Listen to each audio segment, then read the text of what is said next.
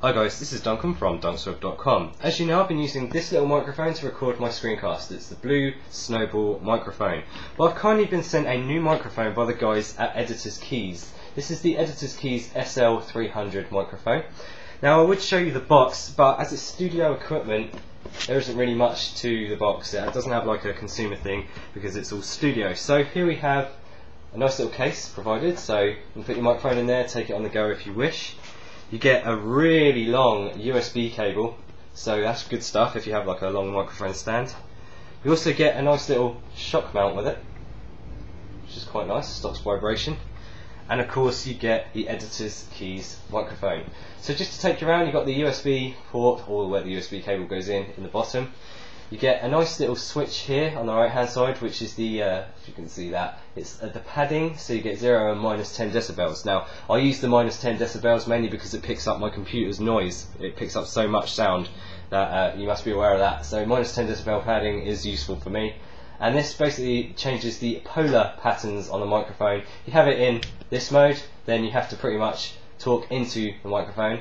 But if you have it in this mode, it's omnidirectional, so you can talk around it, anyone can talk around it, you can have more than one person. And this icon here pretty much signifies that it is an omnidirectional microphone. Now, the reason I showed you the blue here is because it's pretty much the same price point as the Studio Editor's Keys, so that's something to note. Now you can see that this looks a lot more like a genuine microphone, and this just looks like something that's from either the 1980s or something in the future. Now notice that this does come with a tripod, and you'll need to buy one for this, or if you already have a microphone stand, you may want to consider a pop filter as well, and even a portable vocal booth. So what I'm going to do, I'm going to have a Skype conversation with Dan. I'm going to try out several microphones so you can see the quality difference, and we'll get onto that, and that'll be with Dan of Maze, which is youtube.com/Dan of Maze. Okay, so here we have Dan, also known as Dan of Maze, and he pretty much knows what he's talking about. Dan, if you want to introduce yourself just to show people what you do.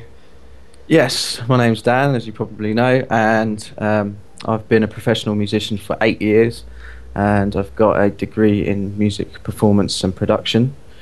So I've been fortunate enough to work in a lot of studios and see a lot of equipment, so hopefully I can give quite a nice opinion on this. Alright, so at the moment I'm using the QuickCam Pro 9000 microphone, which is pretty decent for a desktop webcam. Dan, can you hear this well? Yes, sounds good. Yeah, sounds good. Alright, so what I'm going to do is I'm going to change to the blue Snowball, and then you'll be able to compare the quality difference on that.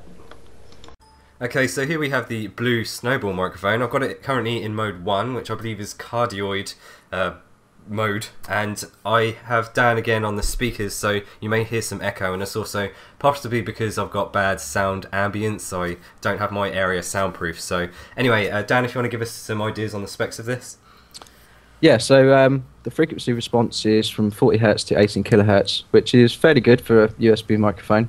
Duncan's voice is definitely a lot richer. It's picking up a lot more of the middle frequencies where the voice lies anyway. Yeah, in cardioid mode, it definitely sounds a lot richer and a lot more kind of sparkly in a way.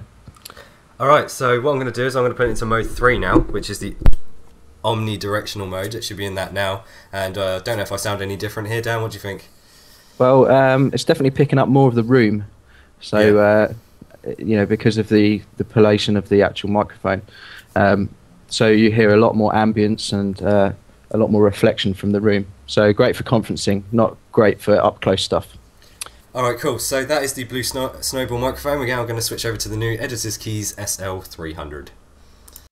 Okay, so now we have the SL300 by Editor's Keys. It's currently in the single mode, or wherever you have to speak into it. I'm sure Dan can tell you more on that. It's also got the -10 decibel pad.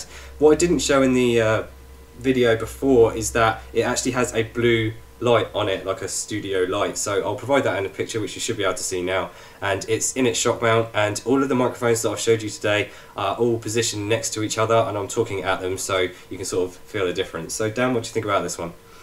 Well, frequency response on this one is 20 Hz to 18 kHz, so you know, it pretty much outperforms the Snowball by a very small margin.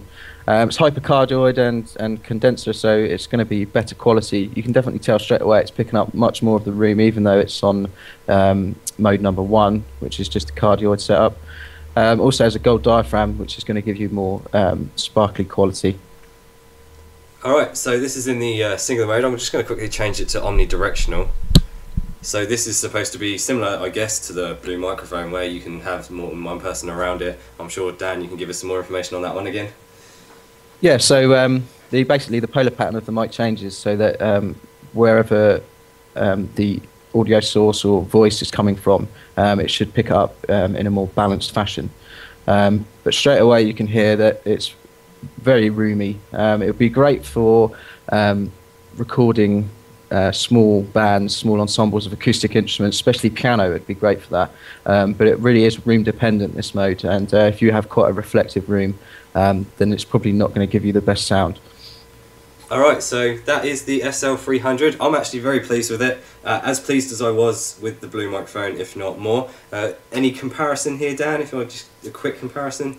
As far as the pick, I'd probably go for the SL for quality of voice, but for things like portability and for conferencing and things like that, just because it's not so roomy, I'd go for the Blue. Alright, well, thank you for your opinion, Dan. If you guys don't know, Dan is actually a writer on dunksweb.com, so feel free to check out his posts there. And again, you can find him at youtube.com/DanAmaze. Anything else you want to plug there, Dan? Twitter.com/DanAmaze. Thank you very much. So thanks again for Dan for coming along. Thanks for you guys for listening and seeing the comparison. I'm going to be talking with the SL300 in future. Thanks for watching this video. Please comment, rate, subscribe if you like these videos, and thanks again.